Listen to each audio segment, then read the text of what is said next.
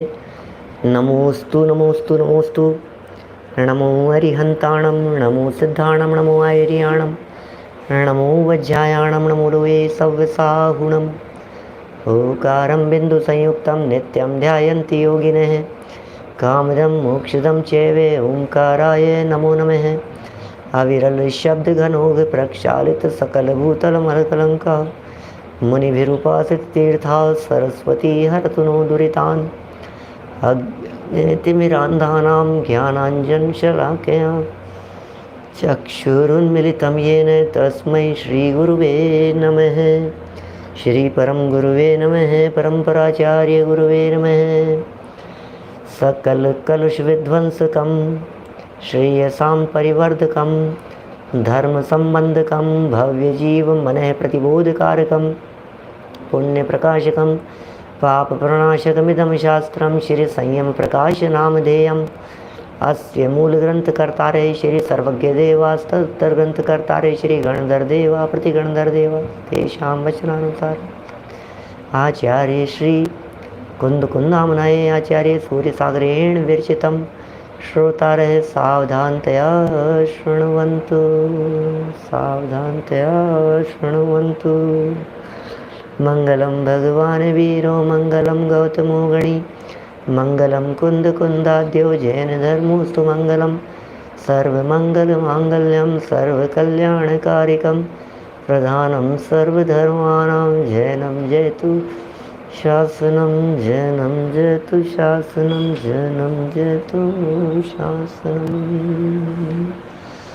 संयम प्रकाश नाम का यह ग्रंथ है। नीतिगत बातें श्रावकों के लिए आचार व्यवहार योग्य, श्रावक कहलाने के योग्य यह जीव कब होता है, यह जीव कब श्रावक बनने के योग्य या पात्र हो जावे, उस पात्रता की चर्चाएं चल रही है। बहुत सुंदर सुंदर और सरल सरल बातें हैं, जीवनोपयोगी भी है, अपनाने योग्य भी है। जिसने अपना लिया उसका जीवन धन्य हो गया, जिसने नहीं अपनाया तो नीतिकार कहते हैं, साहित्यकार कहते हैं, वो ख़त्म हो गया।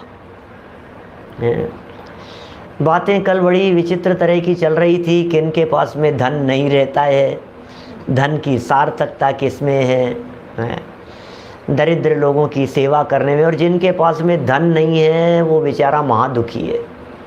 माने दरिद्रता से बढ़कर कोई दुख नहीं है। लेकिन यदि इसी बात को किसी एक आध्यात्मिक दृष्टिकोण से देखा जाए तो हम ये कह सकते हैं कि पैसे की दरिद्रता कुछ मायना नहीं रखती है। लेकिन यदि कोई व्यक्ति परिणाम से दरिद्र है, कोई व्यक्ति यदि रत्नत्रय से दरिद्र है, यदि किसी व्यक्ति के जीवन में श्रद्धा ज्ञान चारित्र नहीं है, जिनवाणी का पठन पाठन नहीं है, कोई व्यक्ति उससे दरिद्र है, तो फिर वो व्यक्ति महादुखी है। दरिद्रता से बड़ा कोई दुख नहीं है। ये जो बात कही है इसे आध्यात्मिक दृष्टि से हमें लगाना चाहिए, क्योंकि बाहर में धन की कमी होने पर भी यह जीव सुखी हो सकता है। लेकिन परिणामों से जो दरिद्र हो, माने जो रत्नत्रय विहीन हो, वो व्यक्ति तीन लोक तीन काल में कभी भी सुखी नहीं हो सकता। इसलिए सुख का जो संबंध है वो संबंध कौन सी संपन्नता से है, और दुख का रिलेशन संबंध कौन सी दरिद्रता से है, हमें इस बात को भी थोड़ी गहराई से देखना जानना चाहिए। ये सब बातें कही थी। धन प्राप्त करके उसे परोपकार में लगाना चाहिए, ये सब भी बातें यहाँ कही गई। देखिए, इसी तरह के प्रकरण को आज कुछ एक अलग तरह से घुमा करके बात कर रहे हैं। एक होती है गुण पूजा, एक होती है गुरु पूजा, और एक होती है गुण गुरु पूजा। बोले गजब हो गया, हमने तो कभी सुनी ही नहीं पंडित जी, ये कौन सी पूजा की बात कर रहे हो? देव शास्त्र गुरु पूजा तो हमने सुनी है क्या?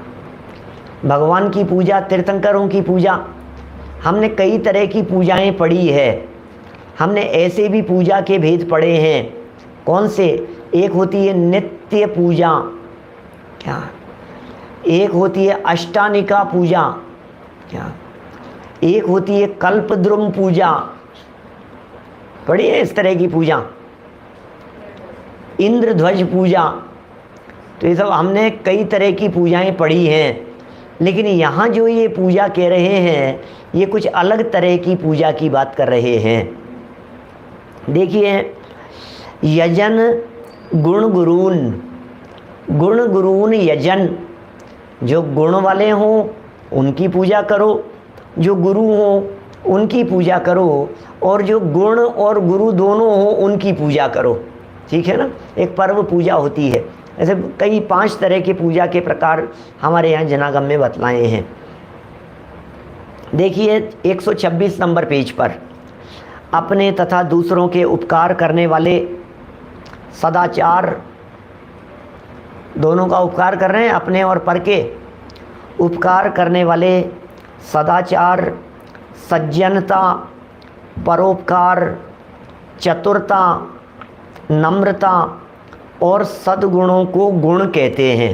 लो, क्या कहा, कितनी तरह की बातें आ गई। गुण किसका नाम है?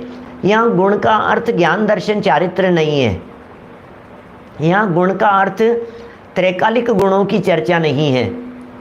यहाँ तो कहते हैं ना, गुणी जनों को देख हृदय में, तो गुणों की चर्चा चल रही है। यहाँ उन गुणों की चर्चा चल रही है जिन गुणों की मौजूदगी एक श्रावक बनने के लिए जरूरी हो, जिन गुणों की प्राप्ति में यह श्रावक पद का अधिकारी हो, उन गुणों की चर्चा चल रही है। वीनू भाई मुंबई से, देखिए क्या कह रहे हैं यहाँ, सदाचार है या नहीं है? बोलो, अपने जीवन में देखना हम सदाचारी हैं या नहीं है, कहीं दुराचारी तो नहीं है। सज्जनता है या नहीं है, कहीं दुर्जन तो नहीं है हम। परोपकारी हैं क्या? चतुरता, नम्रता है क्या हमारे में? ये सब अच्छे गुण कहलाते हैं। अरे भाई साहब, बहुत विनम्र है, बहुत सदाचारी है, बहुत सज्जन है, ये सब बहुत अच्छे अच्छे गुण कहलाते हैं। इन सद्गुणों को गुण कहते हैं। और जिसमें ये गुण पाए जाएं उनके बारे में कह रहे हैं, सत्कार और प्रशंसा आदि से उन गुणों को पूज्य मानना। अरे भैया, ये सदाचारी है, इसका सत्कार होता है। समझ में आ रही है? ये बहुत परोपकारी है, इनकी बहुत प्रशंसा होती है। तो प्रशंसा से और सत्कार को देख करके, प्रशंसा और सत्कार को देख करके इन गुणों को पूज्य मानना, क्या? तो ये गुण पूजा है। हमने गुणों को पूज्य मान लिया। अब सेकंड नंबर पर देखिए, माता पिता, ये भी गुरु हैं।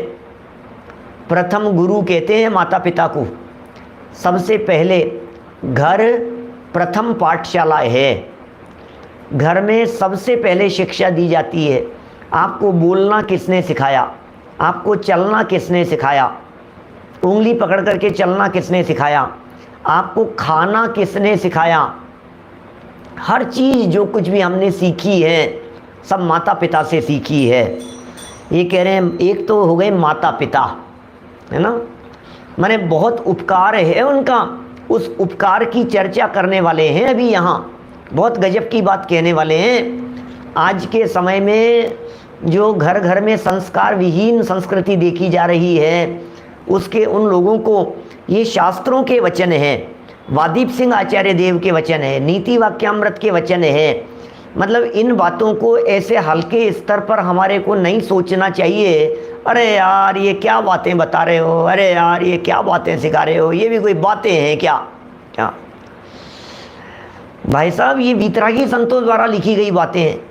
हमारे चरणानुयोग के ग्रंथ ये दिगंबर संतों ने लिखे हैं, शुभोपयोग की भट्टी में जल करके लिखे हैं। इन्हें हम हवा में नहीं उड़ा सकते हैं। ये बातें आखिर क्यों लिखी गई है महावीर जी साहब? इन बातों को लिखने के पीछे उनका कुछ न कुछ तो उद्देश्य होगा ना, उनकी दूरदृष्टि होगी। अरे जिसके घर में शांति नहीं है वो मंदिर में क्या शांति की स्थापना करेगा? बोलो। जिसका चित्त शांत नहीं है, जिसकी कलह प्रिय जिंदगी है, वो दूसरे जगह में क्या बात करेगा? इसलिए भैया अपने यहाँ से शुरू करें, अपने घर से। जगह जगह वृद्धाश्रम खुल रहे हैं। मैं कभी जब वृद्धाश्रम और इनकी जब कभी चर्चा चलती है तो मैं ये कहता हूँ, पिछले 200 सालों में वज्रसेन जी साहब इतने वृद्धाश्रम नहीं खुले होंगे जितने पिछले 20 साल में खुल गए। और यदि इसको और दूसरे प्रकार से कहूँ तो मैं ये कह सकता हूँ 1000 साल में जितने वृद्धाश्रम खुले ही नहीं कभी, वृद्धाश्रमों की क्या ज़रूरत, उतने 100 साल में खुल गए। और जितने पिछले 100 साल में नहीं खुले होंगे उतने उससे ज़्यादा संख्या में पिछले 10 साल के अंदर वृद्धाश्रम हो गए हैं। बोलो। हमारे जयपुर में भी कई खुल गए हैं, आपके इंदौर में भी कई खुल गए हैं, सब जगह जगह जगह खुल रहे हैं। ये हो क्या गया? ये क्यों खुल रहे हैं? ये आखिर कारण क्या है उसके पीछे? और आगे आने वाले समय में देख लेना, आगे आने वाले 2-5 साल के अंदर और क्या स्थिति होगी। क्या आजकल नाम बदल गया, वृद्धाश्रम अच्छा थोड़ी ना लगता है, ओल्ड एज होम नाम दे दिया। क्या नाम है? Old age home. जब उम्र ज़्यादा हो जाए तो फिर आपका घर ये है भाई, ये घर जैसा है, आप इसी को अपना घर समझो, इसी को अपना घर समझो। अरे भाई साहब क्या हालत है। ये बतला रहे हैं यहाँ ओल्ड एज होम के संदर्भ में, उसके बारे में ये कह रहे हैं यदि नहीं हमारे बच्चे ऐसे नहीं हैं, नहीं हमारे बच्चे ऐसे नहीं हैं। अरे बच्चे तो किसी के भी ऐसे नहीं होते, पता तो बड़े होने पे लगता है। क्या किनके बच्चे ऐसे होते हैं? बच्चे थोड़ी ना ऐसे होते हैं। 2 साल के बच्चे ऐसे थोड़ी ना होंगे, 5 साल के बच्चे ऐसे थोड़ी ना होंगे, 10-15 साल के बच्चे ऐसे थोड़ी ना होंगे।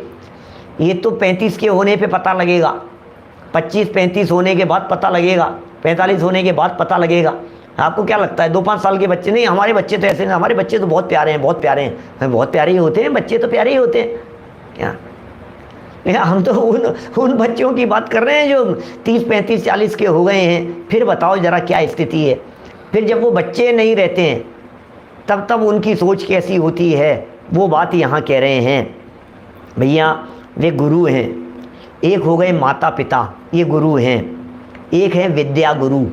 विद्या गुरु जिनसे विद्या प्राप्त हुई है, जिनसे कुछ भी सीखा है, वे हमारे विद्या गुरु हैं।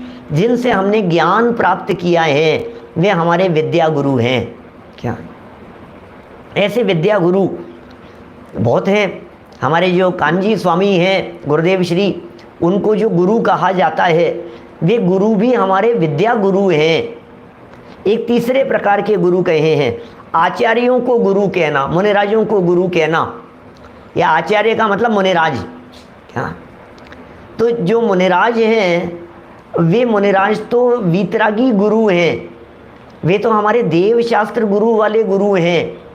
लेकिन जिन्होंने हमें ज्ञान दिया है, जिन्होंने भी हमें ज्ञान दिया है, वो ज्ञान देने वाले वे विद्या गुरु कहलाते हैं। बहुत बहुमान होना चाहिए। हाँ वज्रसेन जी साहब, नहीं तो बागबान जैसी पिक्चर घर घर में दिखाई देगी। ऐसा है यदि इन बातों को नहीं समझा गया तो। अभी नीचे जो इन्होंने नीतिकारों की दृष्टि से खोल करके बतलाया है, क्षत्र चूड़ामणि में जो खोल करके बतलाया है, वो जरा पढ़ने योग्य है। आ रही है नीचे चर्चा, उतर रहे हैं अपन धीरे धीरे। ये सब हो गए हमारे गुरु। ऊपर कहे थे जिनमें सज्जनता, विनम्रता, परोपकार, विनम्र आदि सब थे, वे थे हमारे लिए गुण गुरु, गुणों में गुरु थे। और ये हैं विद्या में गुरु। इनको प्रणाम करना। जिनसे हमने हिंदी पढ़ी हो वे हमारे गुरु हैं। अरे जिनसे एक अक्षर का भी ज्ञान आपको पता ही नहीं कौन है, हमें तो पता ही नहीं है कौन जानता है, कौन पूछता है उन्हें। हम तो बड़े आदमी हो गए। लेकिन भैया यदि वे आपको स्कूल में क ख ग पढ़ना नहीं सिखाते हैं तो आज हम ये ग्रंथ खोल करके कैसे पढ़ रहे होते? उनका उपकार कम है क्या? यदि हमारे स्कूल के टीचर कहीं मिल जाते हैं जिन्होंने हमें साइंस पढ़ाई, मैथ्स पढ़ाई, हिंदी पढ़ाई, संस्कृत पढ़ाई, ABCD पढ़ाई, ये भी गुरु हैं हमारे, उनका उपकार है। प्रणाम करना। और क्या कह रहे हैं इनकी आज्ञा मानना, अकेला प्रणाम नहीं, उनकी आज्ञा भी मानना। आप यदि आज्ञा नहीं मानेंगे ना उनकी, तो आप सीख ही नहीं पाएंगे। तथा सेवा भक्ति करने को गुरु पूजा कहते हैं। ये सेकंड नंबर वाली हो गई भाई साहब। गुरु पूजा क्या कहलाएगी? उनकी आज्ञा मानो। वास्तव में तो पूजा का अर्थ कोई अर्घ लेकर के आरती उतारना थोड़ी ना है। अर्घ चढ़ाने का नाम पूजा नहीं है। यहाँ गुण पूजा और गुरु पूजा की जो बात कही है, ये अर्घ चढ़ाने योग्य नहीं है भाई साहब। इन्हें अर्घ नहीं चढ़ाया जाता है। भाई उर्विश जी देखो क्या कह रहे हैं यहाँ, इन्हें अर्घ नहीं चढ़ाया जाता। अथवा अब तीसरे प्रकार के जो गुण भी हैं और गुरु भी हैं, ऐसे डबल।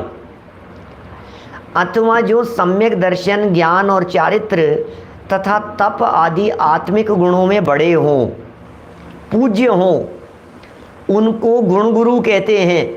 ऐसे पुरुषों की सेवा भक्ति करना गुण गुरुओं की पूजा कहलाती है। अब गुण भी हैं, गुरु भी हैं, विद्या गुरु भी हैं, गुणवान भी हैं।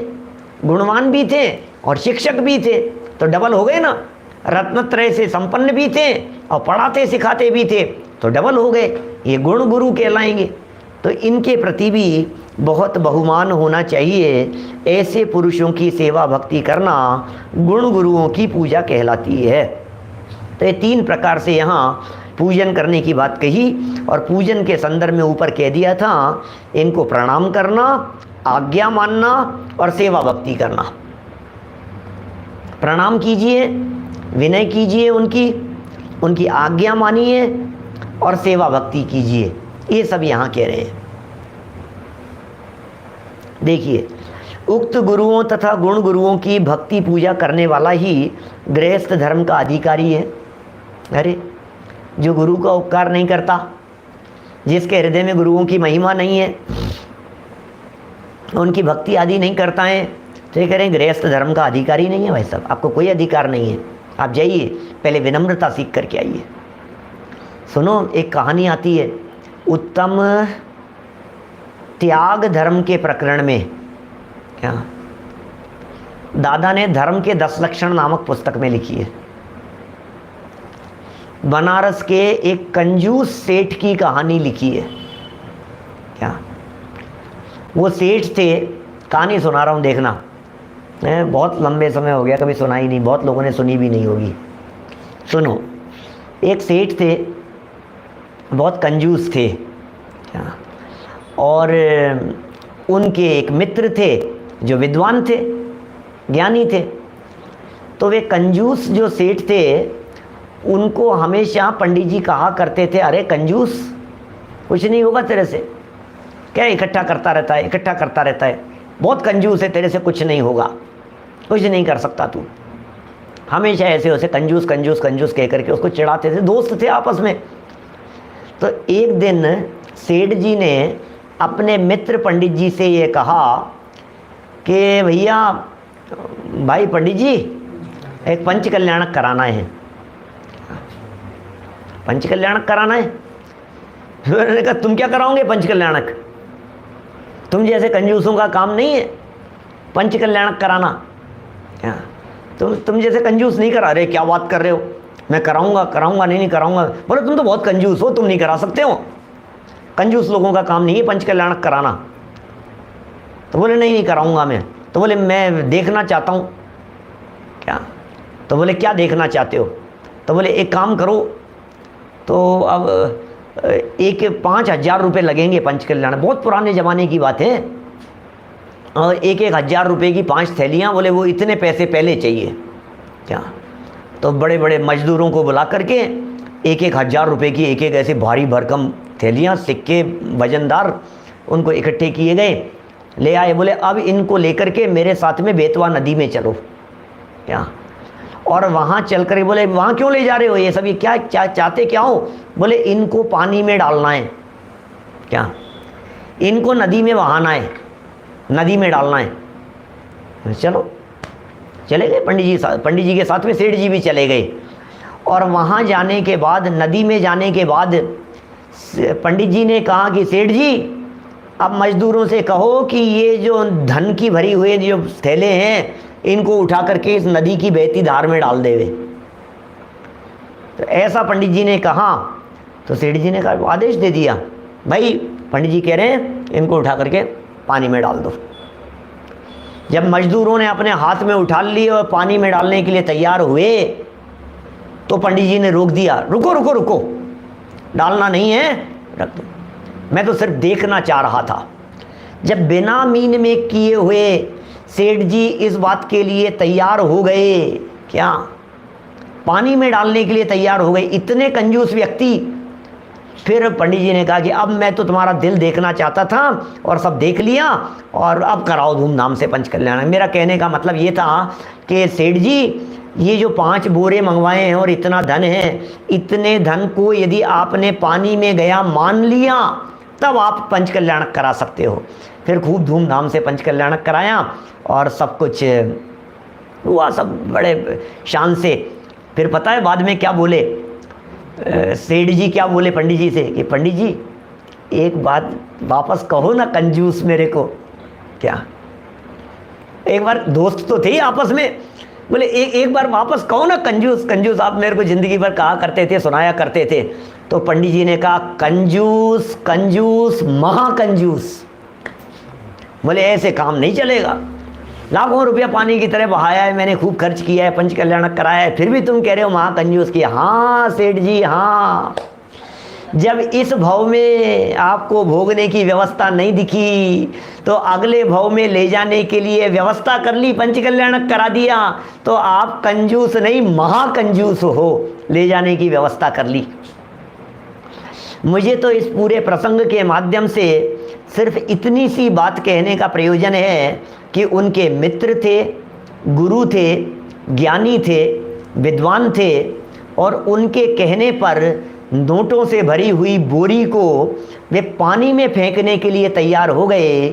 इतनी जब गुरु की आज्ञा मानने के लिए आप तैयार होवें कि जो कहेंगे मैं वो करने के लिए तैयार हूँ, तब ये कह रहे हैं विद्या की प्राप्ति होती है, तब पात्र होता है ये जीव श्रावक धर्म अंगीकार करने का। ये बात कह रहे हैं यहाँ पर, श्रावक धर्म अंगीकार करने की पात्रता की चर्चा चल रही है। कितनी विनय होती होगी वीतरागी संतों के प्रति। दीक्षा ले लेने के बाद आचार्य श्री ने कह दिया वहाँ चले जाओ, पलट करके जवाब नहीं, ओके जो आ गया। अरे हाथ जोड़ करके खड़े रहते हैं, हाथ जोड़ करके 3-3 ज्ञान के धारी, मति श्रुत अवधि ज्ञान के धारी, 4-4 ज्ञान के धारी गुरुओं के प्रति कितनी विनय का भाव होता है। क्या कमी रह गई थी इंद्रभूति गौतम में? 4 ज्ञान के धारी हो गए, मति ज्ञान, श्रुति ज्ञान, अवधि ज्ञान, मन पर्याय ज्ञान के धारी हो गए, लेकिन 30 वर्ष तक भगवान महावीर स्वामी के समो शरण में हाथ जोड़ करके ऐसे बैठे रहे, खड़े रहे। ओ हे प्रभु, हे प्रभु, हे प्रभु। चक्रवर्ती सम्राट ऐसे ऐसे जाकर के बैठता है वहाँ। क्या होता है ये सब? ये विनय सिखा रहे हैं यहाँ पर, ये विनय की बात कह रहे हैं।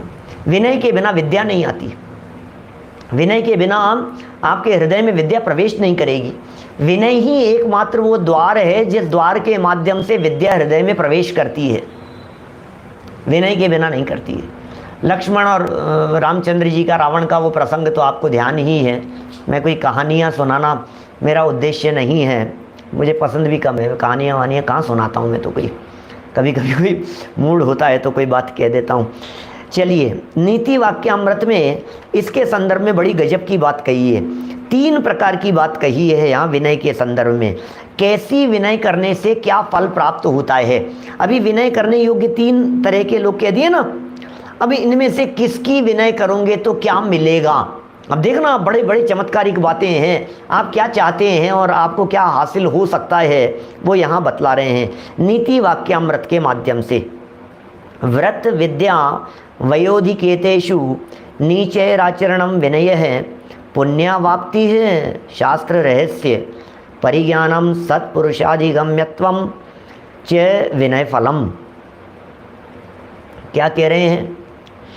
अहिंसा, सत्य, अचौर्य आदि व्रतों को पालने वाले त्यागी, व्रती, साधु आदि धर्मात्माओं तथा शास्त्र के ज्ञाता विद्वानों एवं माता पिता आदि हितैषियों की सेवा भक्ति करना ये विनय कहलाता है। हाँ, 3 तरह के लोग हो गए यहाँ। 3 तरह के लोगों की विनय करना विनय कहलाता है। एक तो साधुओं की विनय करो, धर्मात्माओं की विनय करो। क्या क्या किस किस की विनय करें? जो त्यागी हैं, व्रती हैं, साधु हैं, गुरुजन हैं, चारित्रवंत हैं, उनकी विनय करो। दूसरा कह रहे हैं शास्त्र के जो ज्ञाता विद्वान हैं, उन विद्वानों की विनय करो। क्या माने देखो, गुरुदेव से भी समझना चाहिए। दादा कई बार एग्जाम्पल देते हैं, सुनते भी हैं अपन उनके प्रवचनों में।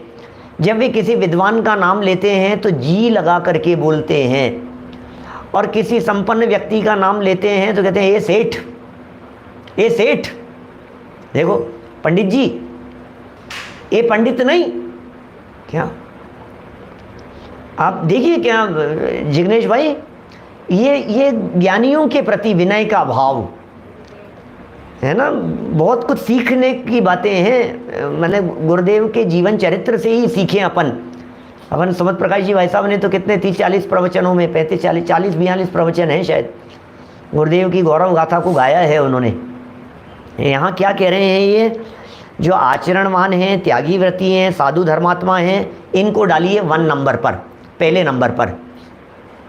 सेकंड नंबर पर शास्त्र के ज्ञाता विद्वानों की विनय। विद्वान हैं भले ही हमसे उम्र में छोटे हों, विद्वान हैं भले ही बहुत कम उम्र वाले हो, गणधर की गद्दी पर बैठे हैं। भाई साहब आप क्या बात कर रहे हैं, ये नीतिकार कह रहे हैं। ये जो ज्ञानवान हैं, कोई बात नहीं उम्र कितनी भी, अरे उम्र की क्या बात कर रहे हो आप, क्या उम्र की क्या बात कर रहे हैं? उम्र कुछ मायना नहीं रखती। आत्मा की कोई उम्र होती है क्या? पूर्व के संस्कार लेकर के आए हैं आप, कौन सी आत्मा की उम्र की बात कर रहे हो आप? पिछले संस्कार लेकर के आए हैं, तुम कौन सी उम्र से जोड़ रहे हो आप कि नहीं मेरी उम्र इतनी हो गई, मेरी उम्र इतनी हो गई। जो ज्ञान से वृद्ध हैं उनकी यहाँ चर्चा चल रही है, ज्ञान वृद्ध जीवों की चर्चा है यहाँ, उनकी भी विनय, शास्त्र के ज्ञाता विद्वानों की। और तीसरे नंबर पर माता पिता आदि हितैषियों की सेवा भक्ति करना। माता पिता की सेवा भक्ति करो। क्या क्या कह रहे हैं? हितैषियों की, हित करने वालों की सेवा भक्ति करो। इन 3 तरह के जीवों की सेवा भक्ति करो। कि साहब कर तो लूँगा मैं, फालतू टाइम वेस्ट होता है पंडित जी। अब क्या क्या मिलेगा यार, वो क्या है, ठीक है उनकी क्या सेवा भक्ति करें। अब ज्ञानियों की सेवा भक्ति करो कि शास्त्र पढ़ो, हम खुद ही ज्ञानी हो जाएंगे। विनय सिंघई जी साहब बोलो, अभी कहते ज्ञानियों की सेवा करो, ज्ञानियों की सेवा करो। काहे की विद्वानों की, ज्ञानियों की सेवा करनी है? इस जैसे तो 4 विद्वान लाके खड़ा कर दूंगा मैं। चाहे जितने ऐसे ही, अरे पैसे फेंके और अरे भाई पैसे से विद्या नहीं आती है क्या, पैसे से विद्वान नहीं खरीदे जाते हैं क्या। और कदाचित आपको खरीदते हुए दिखाई देवे तो उनकी विद्या तो रंच मात्र हासिल नहीं की जा सकती है उस पैसे के माध्यम से। पैसा नहीं मिल सकता, पैसे से विद्या नहीं मिल सकती है, पैसे से ज्ञान नहीं मिल सकता है। ये तो कई बार दुकानों पर इस तरह के बोर्ड लगे रहते हैं और वहाँ पर्चों में लगे रहते हैं इस तरह के वाक्य। पैसे से बिस्तर खरीदे जा सकते हैं लेकिन नींद नहीं खरीदी जा सकती है, पुस्तकें खरीदी जा सकती है लेकिन ज्ञान नहीं खरीदा। ऐसे ऐसे वाक्य लिखे रहते हैं बहुत सारे। क्या क्या हो सकता है? दवाइयाँ खरीदी जा सकती है लेकिन निरोगता नहीं खरीदी जा सकती है। तो ये ऐसी बातें हैं बहुत सारी। देखिए तीनों के संबंध में क्या मिलेगा, वो 3 महत्वपूर्ण वाक्यों में कह रहे हैं। चारित्रवानों का विनय करने से पुण्य की प्राप्ति होती है। नंबर 1, चारित्रवंत की विनय, इससे पुण्यवाप्तिश्च, ऊपर लिखा ना पुण्यवाप्ति है, पुण्य की प्राप्ति होती है। विद्वानों का विनय करने से शास्त्रों के रहस्य का ज्ञान प्राप्त होता है। ये नीतिकार लिख रहे हैं ऊपर। शास्त्र रहस्य शब्द देखो जरा, संस्कृत की पहली लाइन दिखा आपको। शास्त्र रहस्य, कितना स्पष्ट शब्दों में शास्त्र रहस्य लिखा है।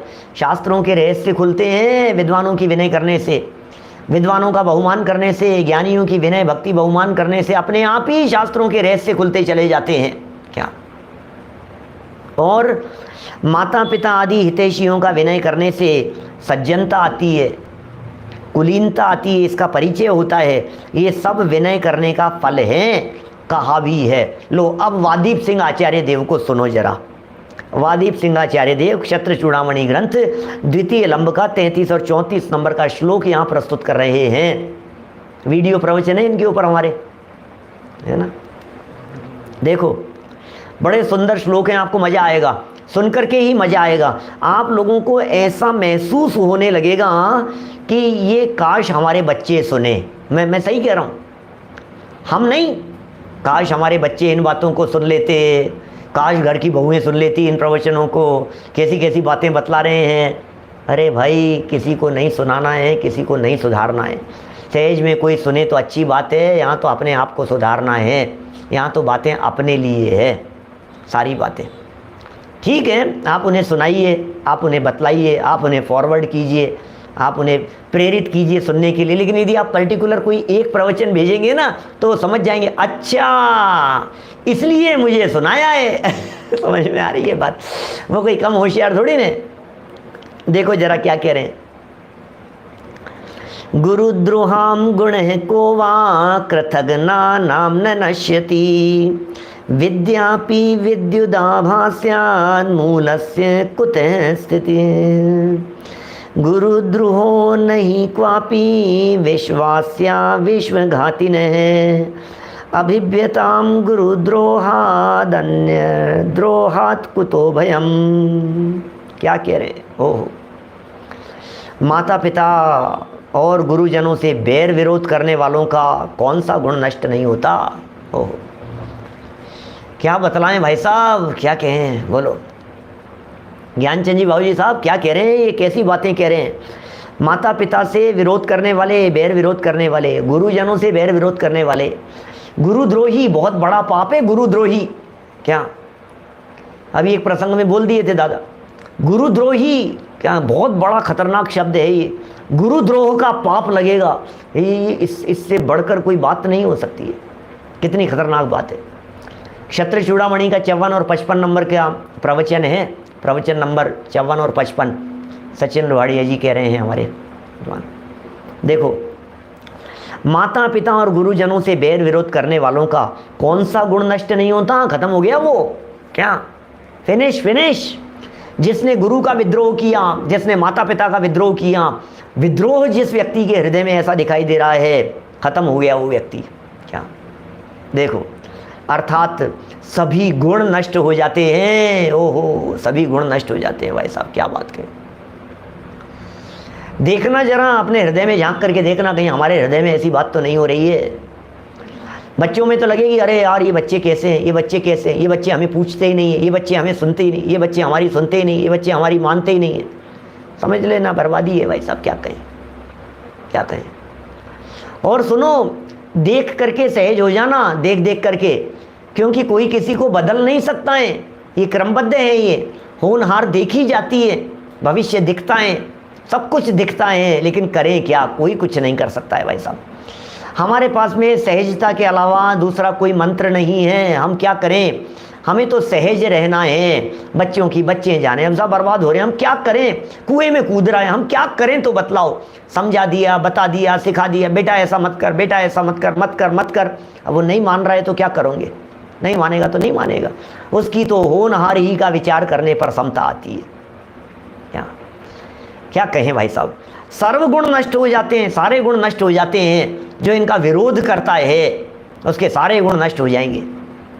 उन लोगों की विद्या भी बिजली के समान क्षण स्थायी होती है। अरे क्या शिक्षा प्राप्त की है, क्या सीखे हैं वो लोग, क्या करें। उनकी विद्या भी बिजली के समान क्षण स्थायी हो जाती है।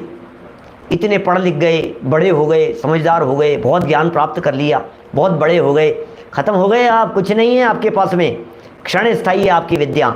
ठीक ही है, जड़ रहित वृक्ष या महल की स्थिति कैसे हो सकती है? ओहो, जिस वृक्ष की जड़ नहीं है, जिस महल की नींव नहीं है, वो कैसे उसकी स्थिति हो सकती है? वो महल कैसे टिकेगा बतलाइए, जिसकी नींव मजबूत नहीं है?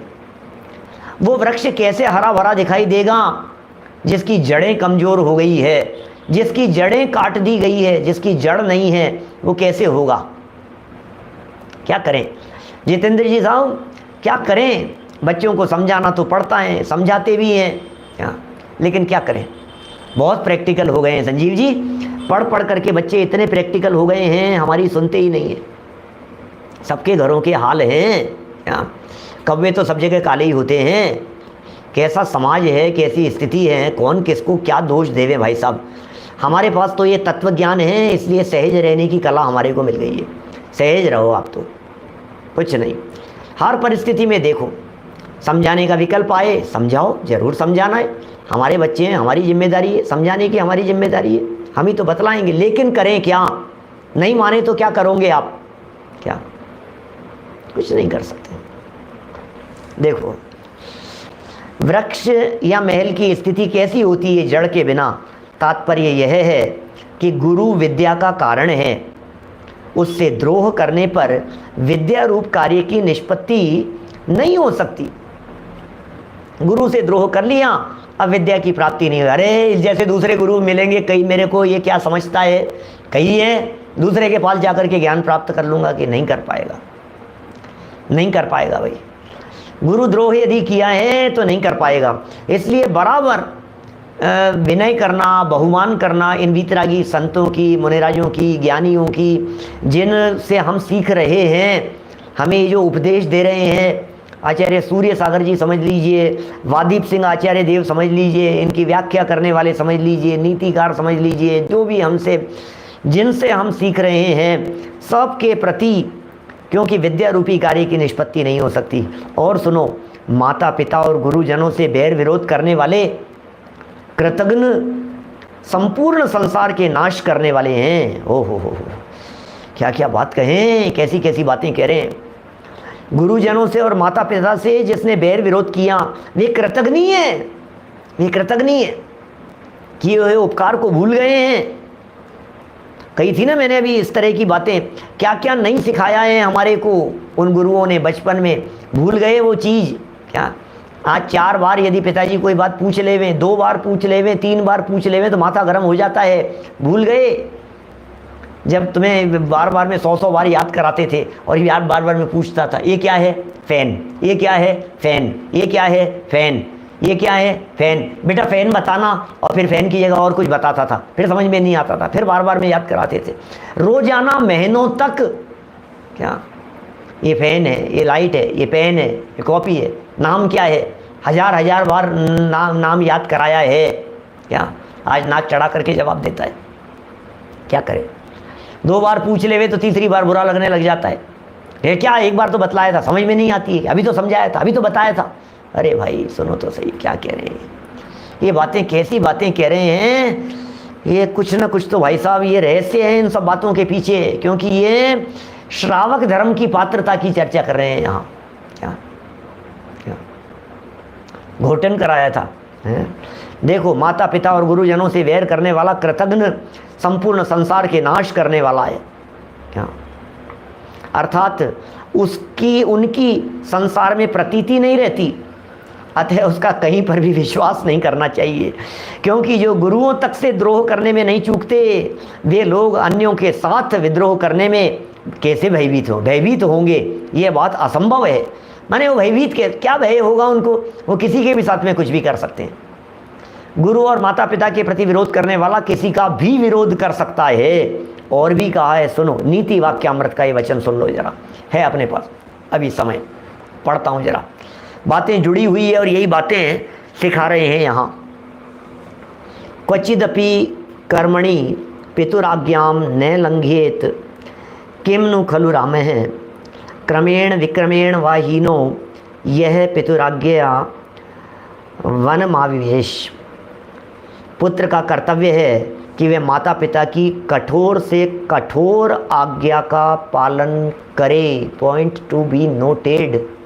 हम बहुत बड़े हो गए हैं, 40 साल के हो गए, 45 साल के हो गए, 60 साल के हो गए, कोई बात नहीं। आपके माता पिता हैं ना 80 साल के, 85 साल के, कोई बात नहीं।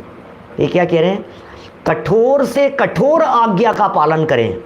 ओहो, रामचंद्र जी की तरह कह रहे हैं। ये उदाहरण दिया है रामचंद्र जी का, नीति वाक्यामृत का आचार्य देव कह रहे हैं, वीतरागी संत लिख रहे हैं यहाँ।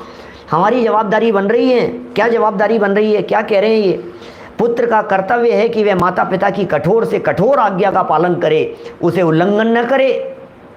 कभी उल्लंघन नहीं कर सकते हैं, जो कह दिया सो कह दिया, बस खत्म बात, कुछ नहीं। पिताजी ने कह दिया ना, बात खत्म, कोई बात नहीं।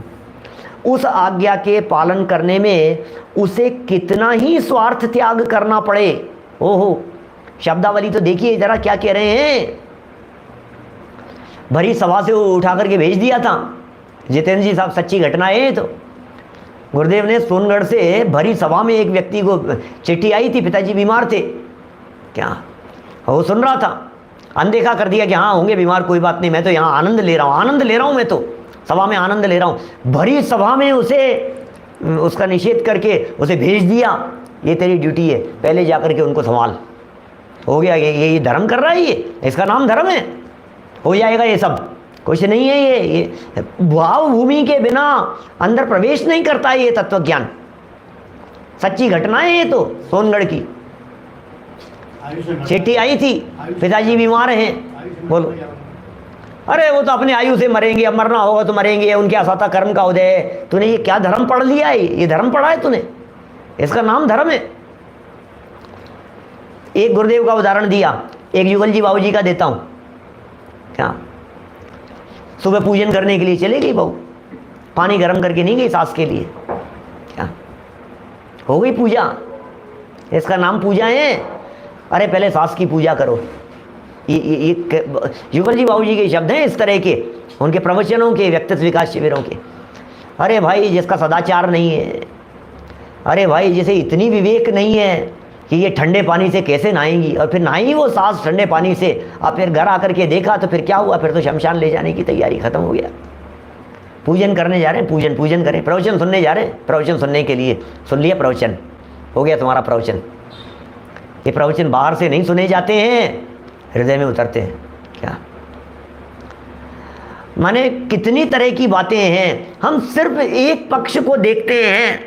अब आप ये कहेंगे पंडित जी बातें को सिखाने की ज़रूरत है, सिखाने की ज़रूरत, लेकिन नहीं समझ में आती है तो बताना तो पड़ेगा, क्या करें।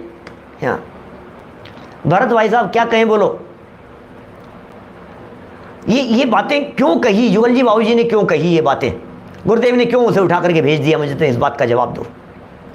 क्यों उनका पूरा व्याख्यान इस विषय के ऊपर हुआ कि आपका कर्तव्य क्या है, ये बात उन्होंने क्यों याद दिलाई, सबसे पहले ये बतलाइए। क्या देखो क्या कह रहे हैं यहाँ वैभव जी, क्या बात कह रहे हैं, पहले हम ऐसे बने फिर हमारे बच्चे ऐसे बने, उनकी उम्मीद करें, और यदि कदाचित नहीं भी होए, कोई मारीची जैसा हो तो फिर सहज रहें, फिर क्या करेंगे आप, ऐसा करेंगे। देखो कितना ही स्वार्थ त्याग क्यों न करना पड़े, वह उसकी जरा भी उपेक्षा न करे। ओहो, हमारे स्वार्थ का त्याग हो रहा है, मुझे नुकसान हो रहा है, मेरे को प्रॉब्लम हो जाएगी बहुत ज़्यादा, मैं क्या धर्म संकट में पड़ जाऊँगा यार, कहाँ मुझे भेज रहे हो, नहीं कोई बात नहीं, कोई बात नहीं। परंतु उसमें अनेक नीति और धर्म की सुरक्षा रहनी आवश्यक है। क्या ये कह रहे हैं, कितनी सुंदर बातें।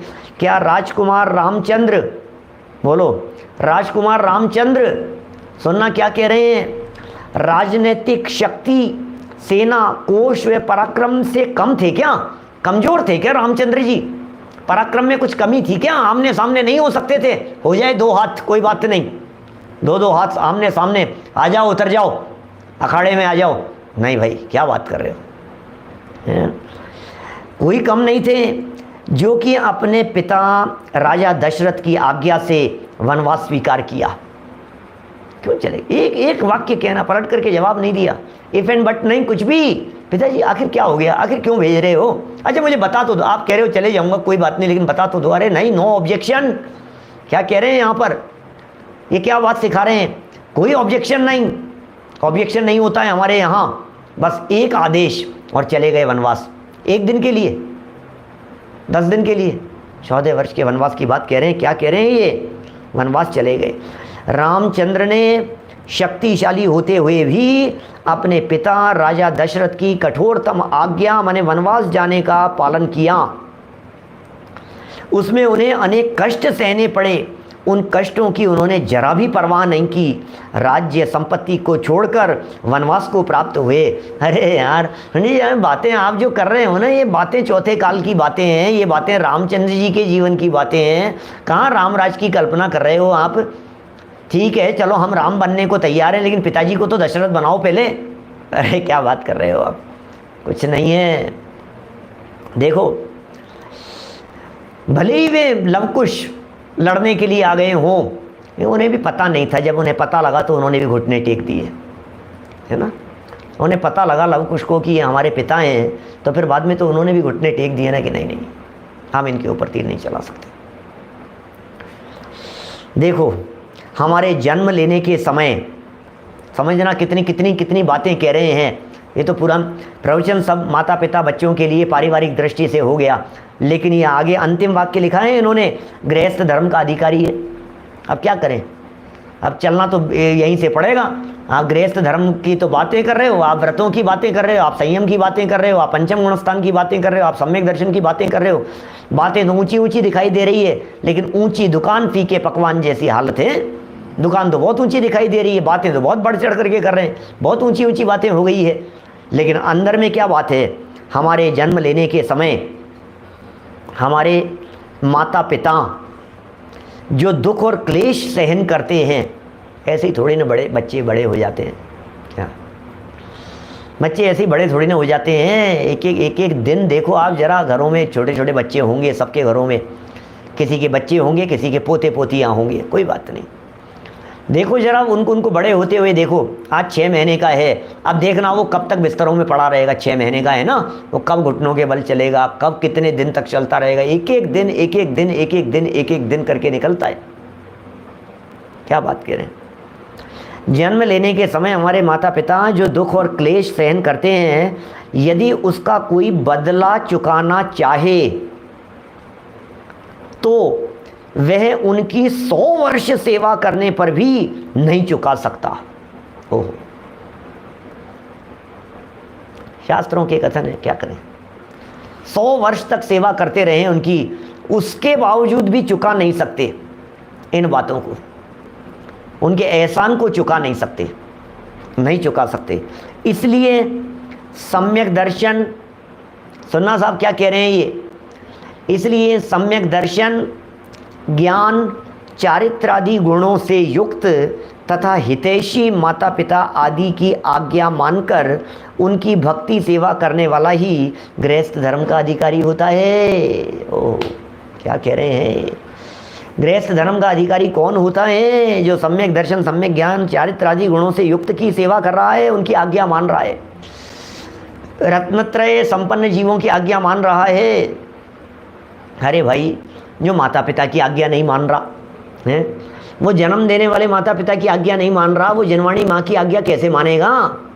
क्या जो जन्मदाता पिता की आज्ञा नहीं मान रहा, वे अरहंत पिता की आज्ञा क्या मानेगा? बोलो। देखो क्या कह रहे हैं, सम्यक दर्शन ज्ञान चारित्रादि गुणों से युक्त हितैषी माता पिता आदि की आज्ञा मानकर, क्या समझ में आ रही है क्या बात? हितैषी माता पिता आदि की आज्ञा मानकर उनकी भक्ति सेवा करने वाला ही, उनकी भक्ति करने वाला, उनकी सेवा करने वाला, किन किन की भक्ति करनी है और किन की सेवा करनी है? कि माता पिता की भक्ति, हितैषियों की भी, हित करने वालों की भी, हमारे ऊपर जिनका ऋण है, जिनका कर्ज है हमारे माथे पर, उनकी भी, और सम्यक दर्शन ज्ञान चारित्रादि गुण जिसमें दिखाई देते हैं ऐसे ज्ञानियों की, रत्नत्रय से संपन्न ज्ञानियों की, इनकी भक्ति सेवा जो व्यक्ति करता है, इनके प्रति बहुमान जिसके हृदय में आता है, ये कह रहे हैं वो धर्म का अधिकारी होता है। ये धर्म का अधिकारी, कितना सुंदर लिखा है, गृहस्थ धर्म का अधिकारी होता है, श्रावक धर्म का अधिकारी होता है, पंचम गुण स्थान रूपी धर्म का अधिकारी होता है। अधिकारी माने पात्र, अधिकारी माने भावभूमि उसकी मानी जाएगी। जो व्यक्ति ये सब कर रहा है तब जाकर के माना जाएगा कि ये व्यक्ति अब योग्य है, अब ये व्यक्ति सम्यक दर्शन प्राप्त करेगा। अब ये जीव अल्पकाल में देखना गुरुओं की विनय करने वाला, माता पिता की विनय करने वाला, निर्देशन में आगे चलने वाला व्यक्ति, अरे सबका ऐसा आशीर्वाद मिलता है, ये आशीर्वाद से कुछ होता तो है नहीं, क्यों? लेकिन फिर भी अच्छी अच्छी भावनाएं तो सबकी निकलती है, बहुत अच्छा है, देखना ये कितना आगे जाएगा, अरे यार बहुत होशियार है लड़का, बहुत अच्छा है, देखना देखना है, देखना आप, ऐसा होता है, पता चला जाता है। चलिए, तो इस तरह से अपन ने आज का ये प्रकरण माने 3 तरह की पूजा के संदर्भ में, विनय के संदर्भ में, विनय करने वालों के फल के संदर्भ में ये मार्मिक प्रकरण था जो हमने यहाँ पढ़ा है। काफ़ी व्यावहारिक बातें थी लेकिन शिक्षाप्रद है। बहुत सारे आत्मार्थी लोगों को, जो विशेष गहन अभ्यासी लोग हैं और जिनके जीवन में ये सब हैं, उन्हें ऐसा लग रहा होगा कि ये क्या बातें चल रही हैं, लेकिन भैया एक से एक बातें सीखने की, समझने की और जीवन में उतारने की है। श्रावकाचार ग्रंथ है और वीतरागी संतों द्वारा लिखा गया है। बस इस बहुमान पूर्वक ही इन पंक्तियों का बहुमान करना, इन्हें अपने जीवन में उतारने का प्रयत्न करना। हम सबका जीवन इतना ही पवित्र बने, निर्मल बने, इसी मंगल भावना से बात को यहीं विराम देते हैं। जावाणी के ज्ञान ते सूझे लोकालोक,